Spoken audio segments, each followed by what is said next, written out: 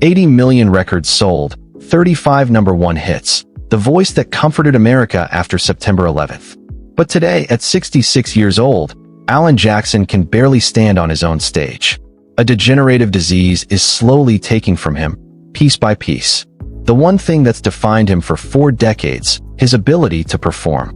There's no cure, no treatment, just a clock ticking down to the day his feet won't be able to hold him under those lights anymore. And if you think that's the cruelest part of this story, man, you haven't heard about September 2018 yet. About the phone call that shattered his daughter's world in half. About the tragedy that not faith, not fame, not even 40 years of success could stop. How did a boy from Newnan, Georgia, who grew up in a house built by his own father's hands, become the conscience of country music? What really went down behind the scenes that turned triumph into suffering? And why does he keep stepping onto that stage, stumbling, shaking, but still singing, even knowing every show could be his last? Before we start, we've got to go back to 1958, to a dirt road in Georgia, to understand where that voice came from. The one that refused to quit even when everything tried to silence it. Alan Eugene Jackson was born on October 17, 1958, in the tiny town of Newnan, Georgia, a place so small most maps barely even noticed it. He came into this world not in some fancy hospital, but in a modest home built by his father's own hands. A simple place that became both a sanctuary and a classroom for everything that mattered in life. His parents, Joseph Eugene "Daddy Gene" Jackson and Ruth Music Jackson, were not rich or famous. They were working class in the realest sense. His father worked as a mechanic and later a Ford dealer, his hands always covered in grease and pure exhaustion. His mother worked non-stop to hold together a household of 5 kids, stretching every dollar until it screamed. The house Gene built sat on a dirt road, a small box with no illusions of greatness. Alan, the youngest of 5, shared a bedroom with his sisters in spaces so tight that privacy was something nobody even dreamed about. There was no air conditioning to battle Georgia's brutal summers, no cable TV to escape reality, no money for trips or new clothes. But what they didn't have in money, they had in something way more rare. Love rooted in simplicity, faith that didn't break under pressure, and music that filled every single corner of their lives. Gospel songs on Sunday mornings, country ballads on scratchy radios, and the laughter of a family that knew how to find happiness in the smallest things. Years later, Alan would remember those days with raw honesty. We didn't have much, but we had everything that mattered. Family, faith, and songs that made you feel less alone. For a boy growing up in rural Georgia, those songs weren't just entertainment. They were survival. They helped him make sense of struggle, gave words to feelings too big to carry alone. School was nothing special. Alan wasn't the star athlete, not the genius student, not the kid everyone remembered. He was quiet, low-key, almost invisible in the crowded halls of Elm Street Elementary and later Newnan High School. But deep inside, something was waking up. A hunger, not for fame, but for expression. A need to turn that ache inside him into something beautiful. At 12 years old, he got his first guitar, a cheap, worn-out instrument his mother somehow found the money to buy. It wasn't a luxury gift. It was a gift of faith. Ruth saw something in her youngest son that the world hadn't noticed yet. A spark that just needed a little fuel. Alan taught himself how to play, messing up chords in that cramped bedroom, building calluses on fingers that would one day write songs heard by millions.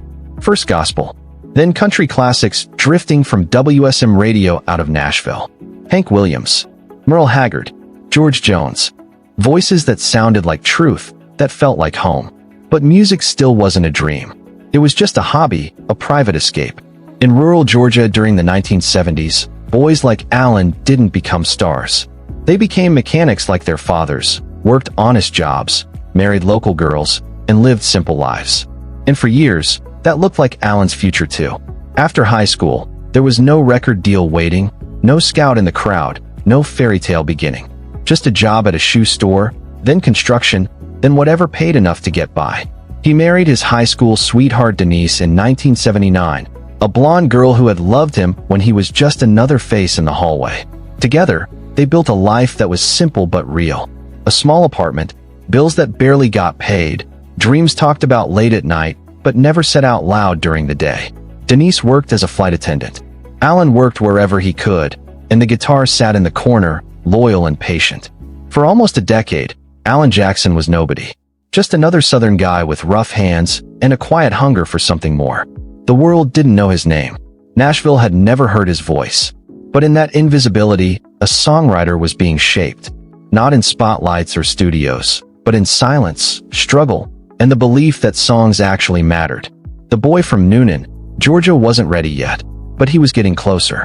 In 1985, Alan and Denise made a decision that looked crazy to everyone around them.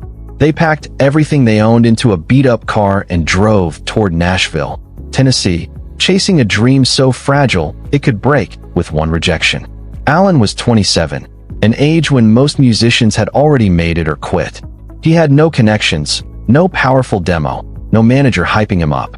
Just a notebook full of songs nobody had heard, and a wife who believed in him more than he believed in himself. Nashville in the mid-1980s was tough. The city looked shiny and full of hope, but behind the lights was an industry that chewed people up and spit them out. For every Garth Brooks or Randy Travis breaking through, there were thousands singing in empty bars, working day jobs, sleeping in cars, waiting for a chance that never came. Alan got a job in the mailroom at the Nashville Network, the same place where future stars and forgotten dreamers sorted fan mail. It was humbling, almost brutal in how normal it felt. By day, he delivered letters to people whose names were already famous. By night, he played dive bars for tips that barely paid for gas. Denise kept them alive financially, flying exhausting routes as a flight attendant while her husband chased what seemed impossible. She worked nonstop, came home tired, and never once told him to quit and go back to Georgia. Years later, Alan would say with emotion, "Without Denise, there is no career, no music, nothing." She gave up everything. The rejection kept coming. Record labels passed. Publishers sent his songs back with polite, "No thanks." Showcases ended with half-empty rooms and weak applause. Month after month, year after year, the answer stayed the same. Not quite. Not yet. Not you. There were nights Alan sat alone, guitar in his hands, wondering if he had dragged his wife away from home for nothing. If the songs that felt so real to him just weren't good enough for a world that wanted something flashier, something safer, something else. Then 1990 came, and everything changed in a way that felt almost unreal. Denise, working a flight, ended up serving Glen Campbell, the legendary country star. In a moment of pure courage, she told him about her husband and asked if he'd listened to Alan's music. Most celebrities would have smiled, nodded, and forgotten. But Glen Campbell didn't. He took the demo, listened, and heard what the industry had missed. Realness. Truth. A voice that sounded like it came straight from the same roots as Hank Williams and Merle Haggard. Campbell made a phone call. That call led to another.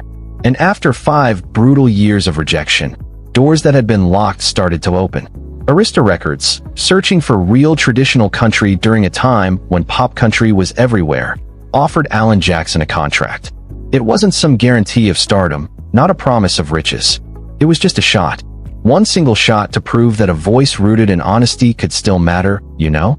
In 1989, Alan walked into a recording studio, not as some mailroom clerk or a struggling songwriter, but as an artist with something to prove, straight up.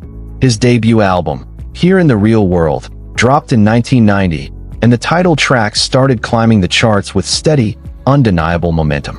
It wasn't some big explosion. It was a slow burn, but it was real, no cap. The album eventually went platinum. And suddenly, the boy from Newnan, Georgia, the man who had sorted mail and played to empty rooms, had a voice the world was finally starting to hear. The struggle hadn't broken him. It had sharpened him. Every rejection, every sleepless night, every moment of doubt had carved away everything fake, leaving only the truest parts. And those parts, it turned out, were exactly what country music needed. Alan Jackson was no longer invisible. He was coming up, and the best was still ahead. The 1990s belonged to Alan Jackson in a way very few artists ever get to experience. What started as one single chance turned into a decade-defining run that reshaped country music itself. Here in the Real World was just the beginning. By 1991, his second album, Don't Rock the Jukebox, locked him in, not as some passing trend, but as a real force. The title track became an anthem, A bold declaration that traditional country still mattered in an industry that was getting pulled toward pop production and rock vibes. "Don't rock the jukebox. I want to hear some Jones," he sang, shouting out George Jones as the standard, the North Star, the true measure of authenticity. It wasn't just a lyric. It was a whole mission. While others chased crossover fame and MTV play, Alan planted his flag deep in the roots of honky-tonk tradition. The hits kept coming, back to back. Chattahoochee in 1993 turned into a full-blown cultural moment, a fun, wild celebration of Southern summers, skinny dipping, and the reckless innocence of youth.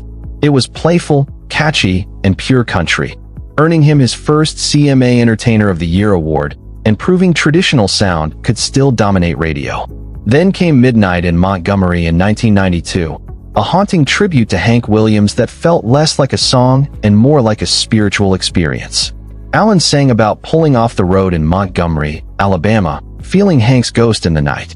It was eerie, respectful, and deeply emotional, reminding everyone that country music stands on sacred ground and the spirits of those who came before.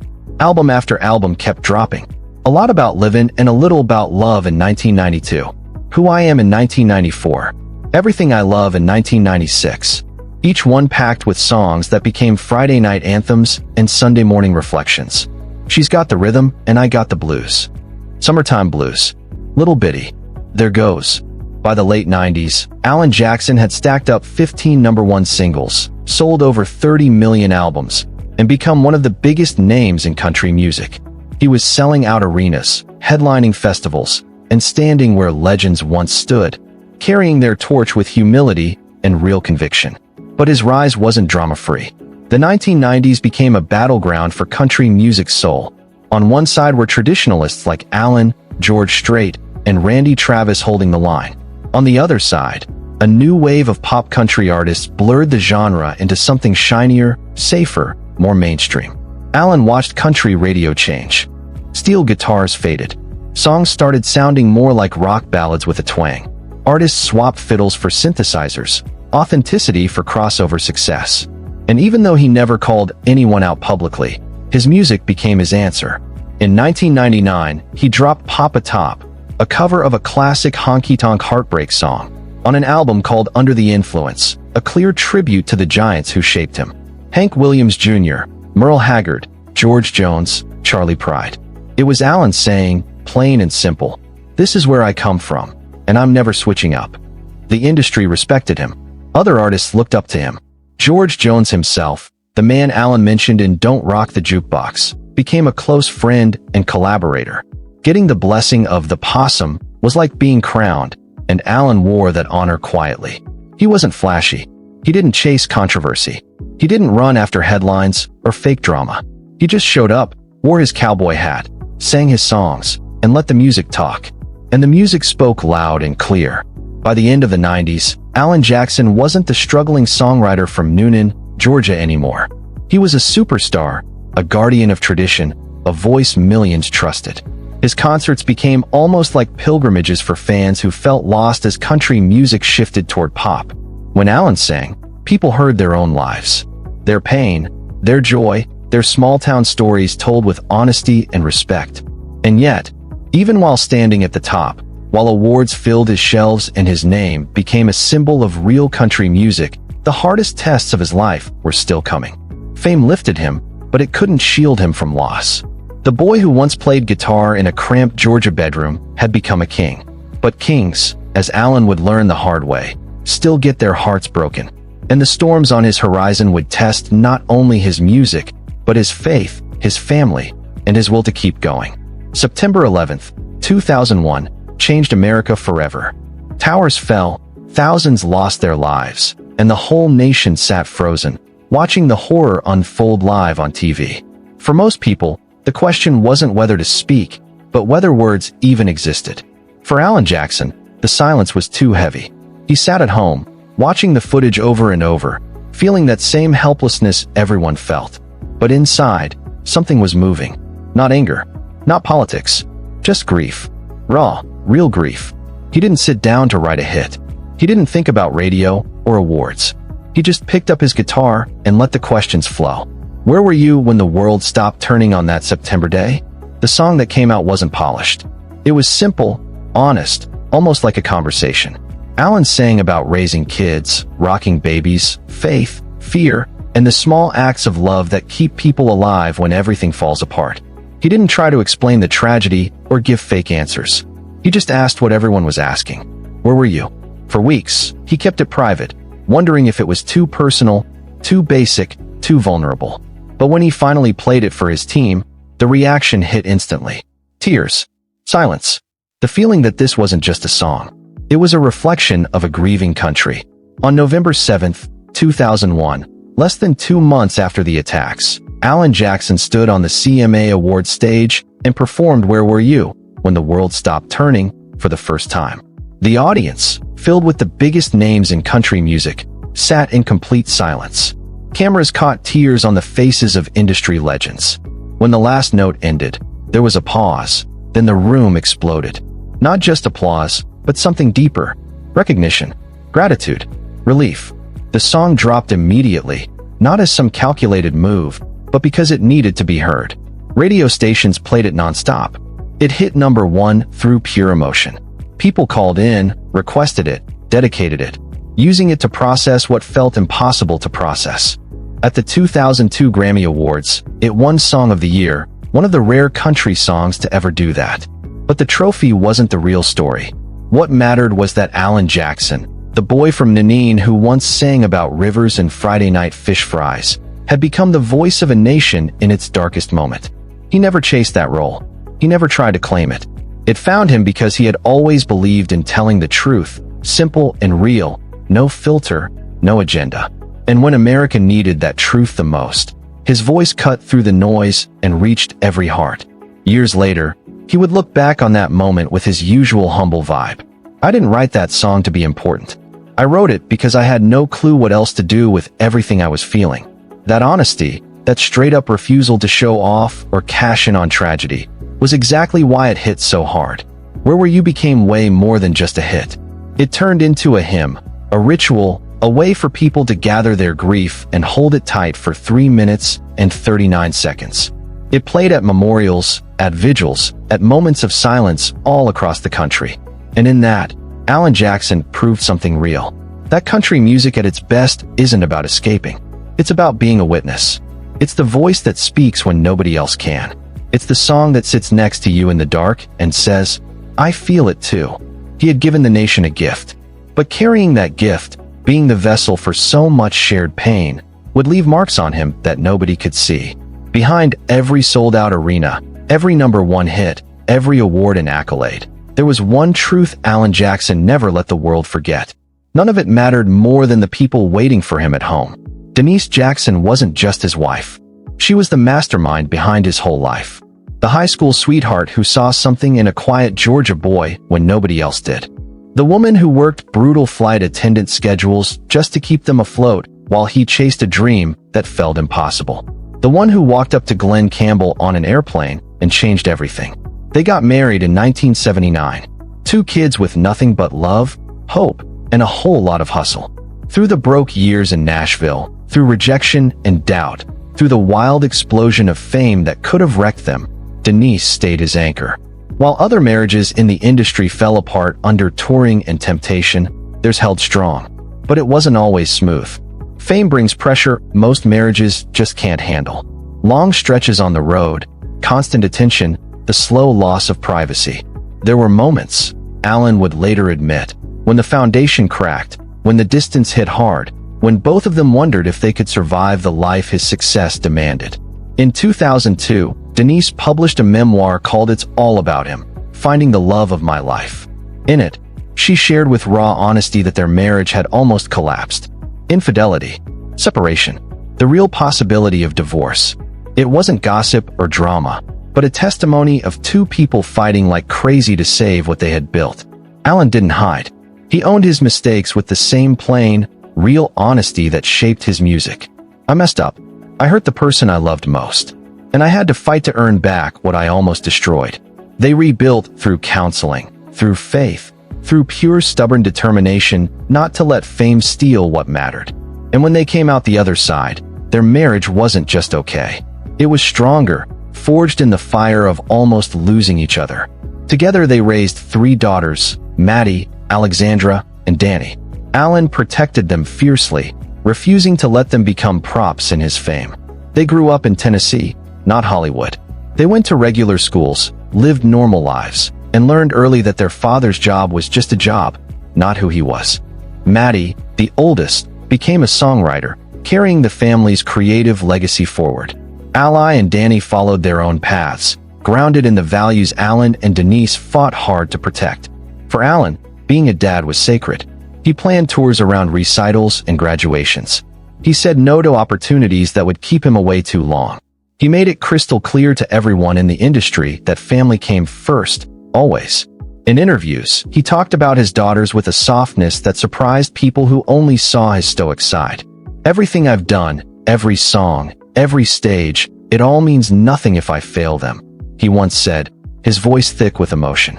Denise and the girls weren't just his foundation. They were his reason. The why behind every choice, every sacrifice, every decision to stay real instead of chasing what the industry wanted. And as the years rolled by, as fame became normal and hits turned into legacy, Alan never forgot the truth that saved him. That the boy from Noonan, Georgia had been blessed not just with talent, but with a woman who believed in him when belief was all they had, and with 3 daughters who reminded him every day that the greatest legacy isn't platinum records, but the love you leave behind. But even the strongest foundations can get rocked, and the storm coming for the Jackson family would test every bit of that strength. September 12, 2018, a date that split the Jackson family's life into before and after. Maddie Jackson Selectman, Alan's eldest daughter, had built a beautiful life. She married Ben Selectman, her college sweetheart, in 2014. They were young, full of life, and deeply in love. Ben was an assistant district attorney in Davidson County, Tennessee. A man committed to justice, respected by co-workers, loved by family. Together, Maddie and Ben had started a family. A son, their first child, filled their home with laughter, chaos, and the messy, perfect joy of new parenthood. The future looked wide open and full of promise. And then, in one horrific instant, everything fell apart. Ben Selectman died suddenly during a boat outing in the Florida Keys. The details were few, the reality devastating. He was helping on a boat when he fell and hit his head on the propeller. The injury was catastrophic, immediate, fatal. He was only 28. Maddie, just 29, became a widow. Her son lost his father before he was old enough to remember him. And Alan Jackson, the man who had sung about heartbreak his whole career, faced a grief so brutal no song could reach it. This wasn't heartbreak from a breakup or lost dream. This was the unbearable pain of watching your child bury her husband, of seeing your daughter, once glowing with hope, hollowed out by a loss no parent should ever see, of holding your grandson and knowing he would grow up with only pictures and stories of the man who should have been there. Alan, always private about family pain, went silent. No interviews, no public breakdowns. Just a short, dignified statement asking for privacy.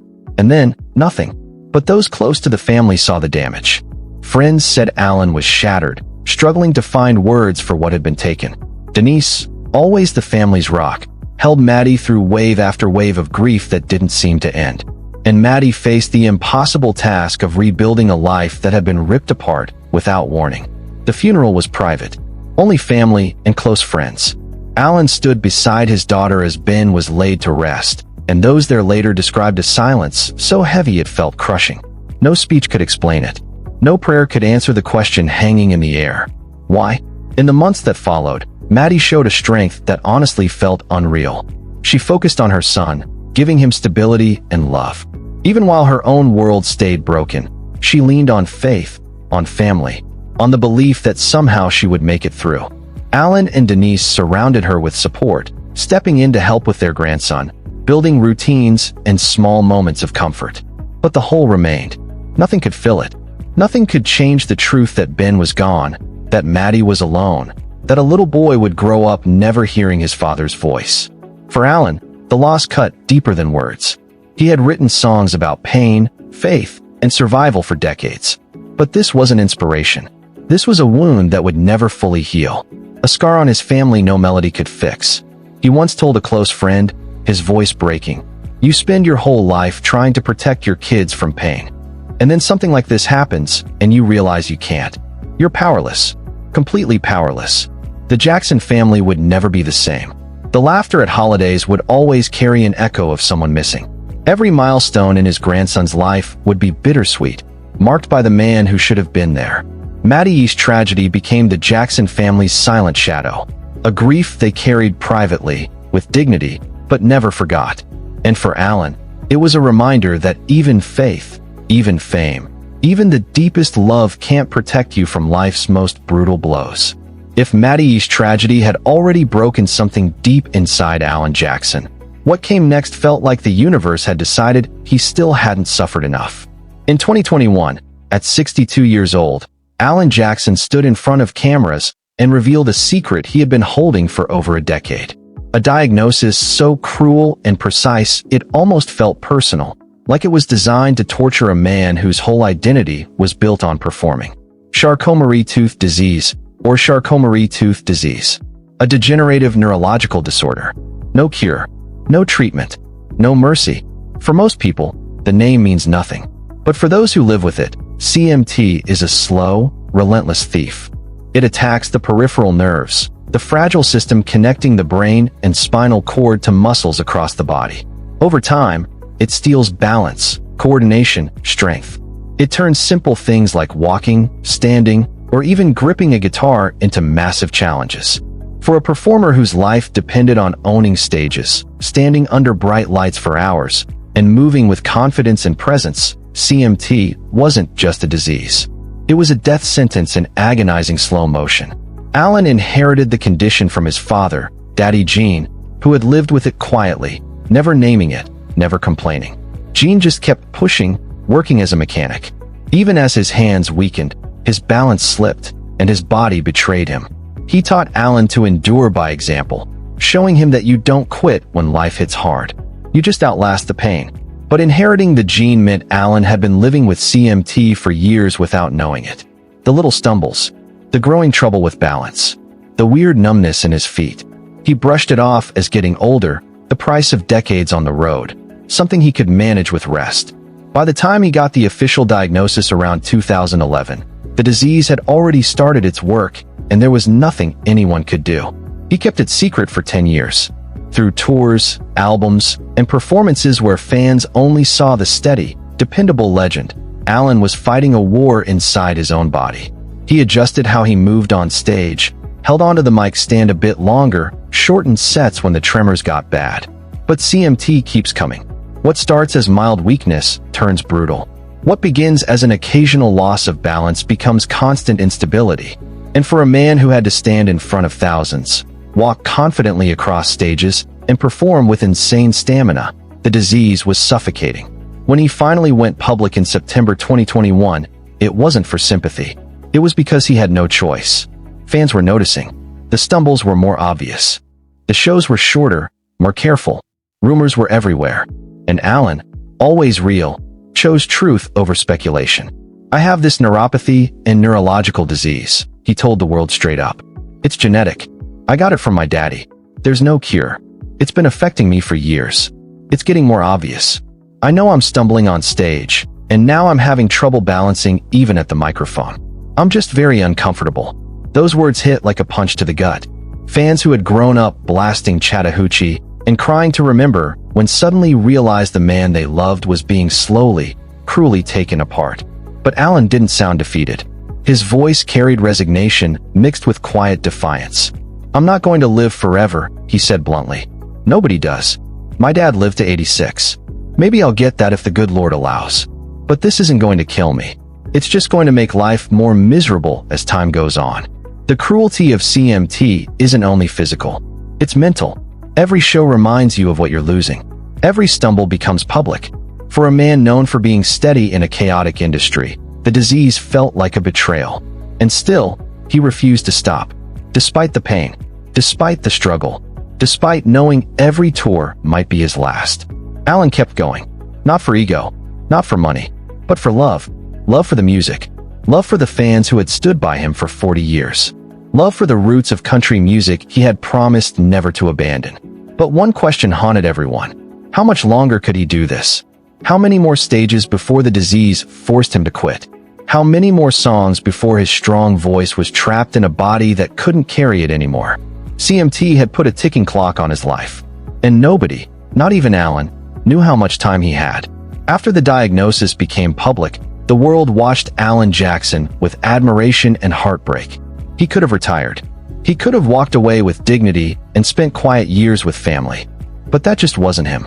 Instead, he kept singing, kept touring, kept showing up across America even as his body made every performance a fight.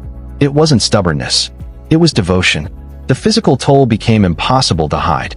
Fans in 2022 and 2023 saw a different man. The smooth, easy stride was gone. Alan moved slowly, carefully, gripping the mic stand like it was his lifeline. His balance wobbled. His steps were measured, each one deliberate. Between songs, he sat on a stool, catching his breath, building strength for the next track. His hands trembled when he adjusted his guitar. His feet, damaged by nerve loss, couldn't feel the stage, turning every step into pure faith.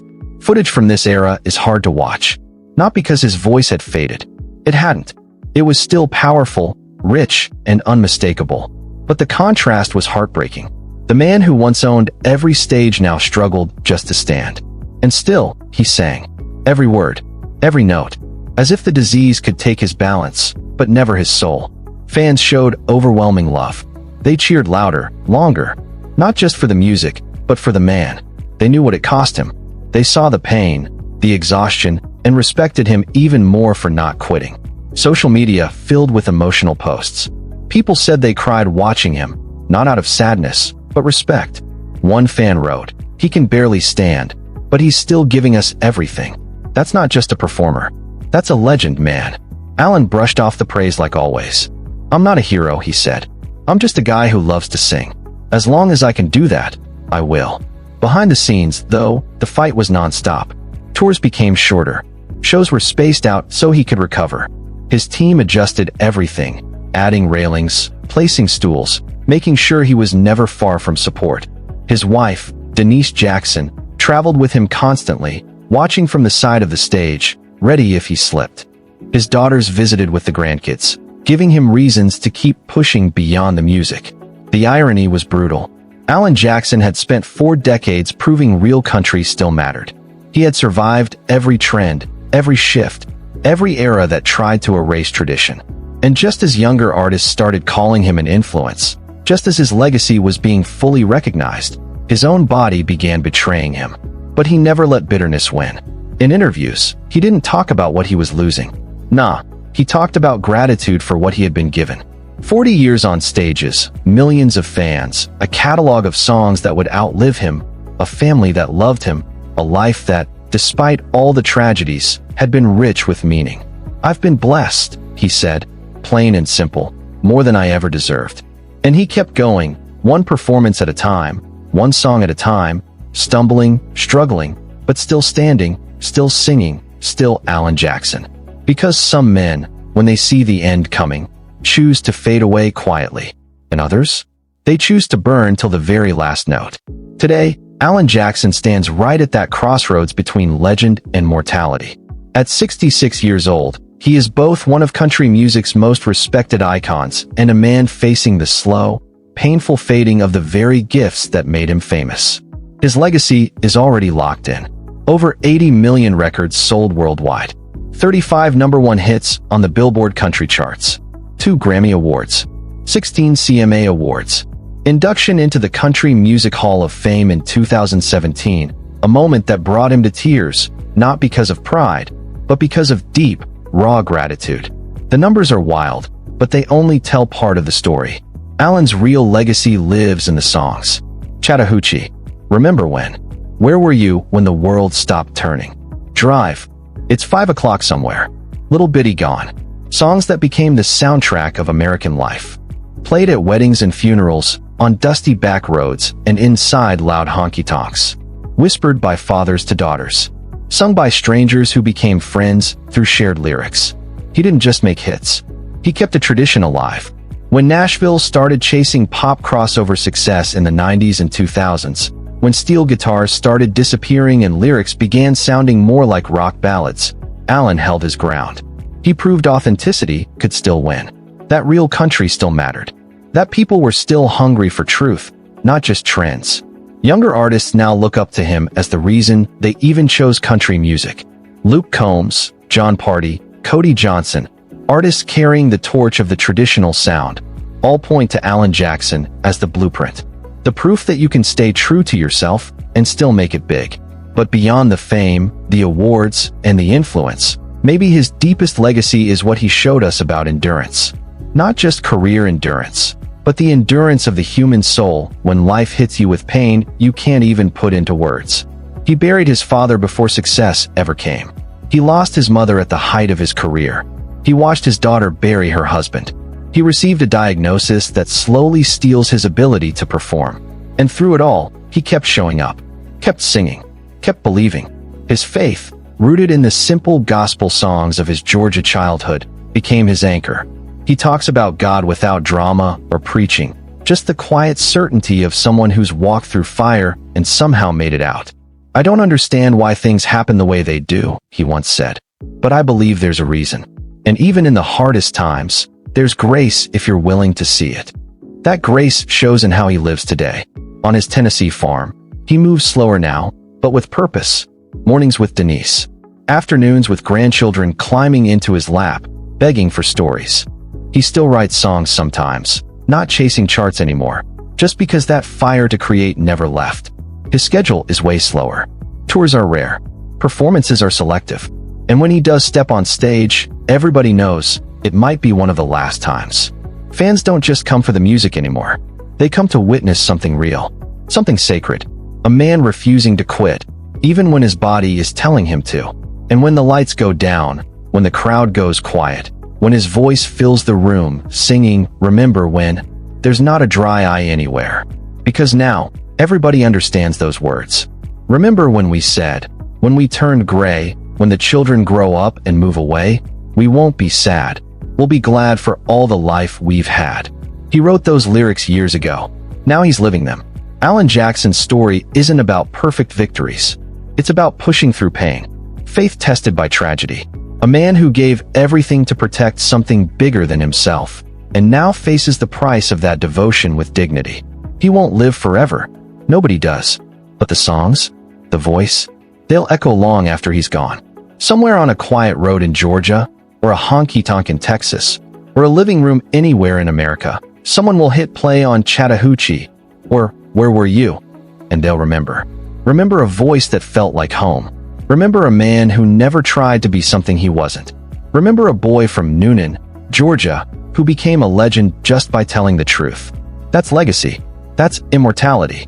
That's Alan Jackson. And so we reach the end of this journey. Not the end of Alan Jackson's story. That's still being written every sunrise, every song, every moment with the people he loves. Just the end of what we can tell you today. This isn't the story of a perfect hero. Alan has stumbled, made mistakes, hurt people, carried regrets. But maybe that's exactly why his story matters. Because he shows us that greatness isn't about being flawless. It's about refusing to quit. He shows us you can come from nothing and still remember where you started. That you can become famous without losing your soul. That you can face heartbreaking loss and still stand tall. That you can watch your body fail and still fight for the things that define you. Behind the cowboy hat and that humble Georgia drawl is a man who gave us more than songs. He gave us proof that being real still matters in a world full of fake. That tradition is worth defending. That love, family, and faith are the only things that truly last. One day, Alan Jackson's voice may go quiet, but the music will stay. And inside those songs, we'll always find pieces of ourselves. Small-town dreamers, broken-hearted fighters, people searching for meaning in a world that never slows down. If his music ever touched you, if his voice ever felt like home, honor that right now. Leave a like. Share this story. Let the world know that behind every legend is a human being who bled for what they built. And remember, the greatest legacy isn't measured by awards or numbers, but by the lives changed, the hearts healed, and the moments when a stranger's song made you feel less alone. Thank you for walking this road with us. And thank you, Alan Jackson, for never giving up on the music that truly matters.